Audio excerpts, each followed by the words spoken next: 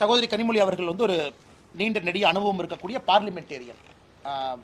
நிறைய முறை பார்லிமெண்ட்டுக்கு எலெக்ட் ஆகிருக்கிறாங்க, லோக்சபாவில் இருந்திருக்கிறாங்க. அக்காக்கு ப்ரொசீஜர் தெரியும். அதனால் என்னுடைய ஒரே ஒரு வேண்டுகோள் அக்கா கனிமொழி அவர்களுக்கு, எந்த விதத்தில் இது மாநில உரிமையை பறிக்கிறாங்கன்னு அக்கா சொல்லணும்.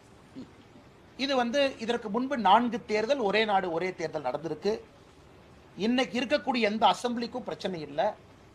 தமிழ்நாட்டில் இருக்கக்கூடிய அசம்பிளியும் இன்னும் 5 ஆண்டுகள் முழுமை பெறும். 2026 எலெக்ஷன் 31 வரைக்கும் போகுது. மாநிலத்தினுடைய உரிமை யாரு பறிக்கிறாங்க? எங்கேயும் கூட மாநிலத்தில் இருக்கக்கூடிய கட்சிகளை நசுக்கல. ஆனால் சகோதரி கனிமொழி அவர்களுக்கு நிச்சயமாக தெரியும், அரசியலுக்காக மட்டும் அவங்க பேசலாம். ஆனால் எங்கேயும் கூட மாநிலத்தினுடைய உரிமையை பறிக்காம ஒரே நாடு ஒரே தேர்தல் என்பது இந்தியா முழுவதும் ஒரே கல்ச்சர்னு யாரும் சொல்ல வரல. கல்ச்சரல் டிஃபரன்சஸ் இருக்கு, வேற்றுமையில் ஒற்றுமை இருக்கு. நாம் ஒரு மாதிரி இருக்கோம், கர்நாடகாவில் ஒரு மாதிரி இருக்காங்க, ஆந்திராவில் ஒரு மாதிரி இருக்காங்க. 51 அப்படித்தான் இருந்தாங்க, 61 அப்படித்தான் இருந்தாங்க, 67 அப்படித்தான் இருந்தாங்க. அதனால் இன்னைக்கு இந்தியா மறுபடியும் எப்படி ஆரம்பத்தில் நம்முடைய அரசியலமைப்பு சட்டம் இருந்ததோ அதை நோக்கி சென்று கொண்டிருக்கின்றோம் என்பதுதான் பொருள்.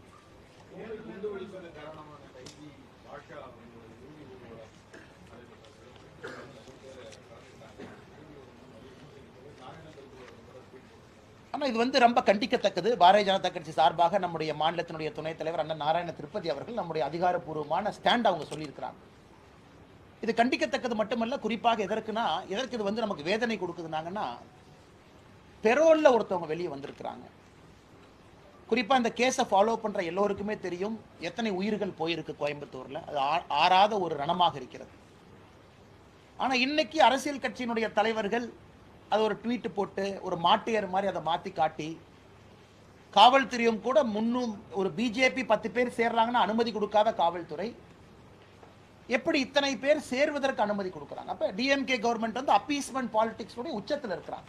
அப்பீஸ்மெண்ட் பாலிடிக்ஸ் உச்சம் இன்னைக்கு கோவை மாநகரில் மறைந்த திரு பாஷா அவர்களுடைய பூத உடலுக்கு அவங்க எப்படி கொண்டு போக அலோ பண்ணாங்க, அதை எவ்வளவு கம்யூனல் டென்ஷன் அதை உருவாக்கும். இப்பதான் கோயம்புத்தூர்ல பல விஷயங்கள் நடந்து என்னைய மல்டிபிள் சார்ஜ் ஷீட் போட்டு அமைதி திரும்பி கொண்டிருக்கிறது. அதனால் திமுக அவர்கள் தெளிவாக இருக்க வேண்டும். அரசில் இருக்கும் பொழுது எதை வேரோடு அறுக்க வேண்டும், தீவிரவாதத்தை வேரோடு அறுக்கணும்.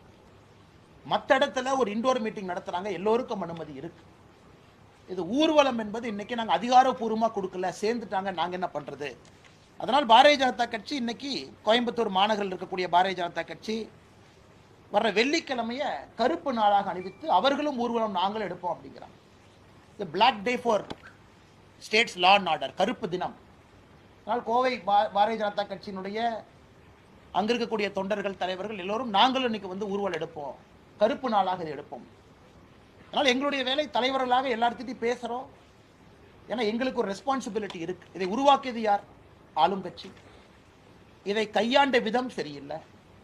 காலையிலே இல்லை, மத்தியானம் இருக்கு, ஹாஸ்பிட்டல்ல இருந்து இல்லை, வீட்டிலிருந்து இருக்கு. அதனால் தமிழக மக்கள் இதையெல்லாம் பார்த்து கொண்டிருக்கின்றார்கள், கோவை மக்கள் பார்த்து கொண்டிருக்கின்றார்கள். இன்னைக்கு ஆர்டிஃபிஷியலா எல்லாரையும் ஹீரோ, எல்லாரையும் மாட்டியர்னு சொல்றோம். இறந்த பிறகு எல்லா மனிதர்களுக்கும் நாம் மரியாதை கொடுப்பது வழக்கம் தான். இவர் யாரும் தப்பா பேசலைங்க, அவர் செஞ்சது எல்லாத்துக்குமே தெரியும். ஆனால் ஒரு ஊர்வலமாக அதை கௌரவப்படுத்த வேண்டுமா என்பதுதான் பாரதிய ஜனதா கட்சியினுடைய கேள்வி.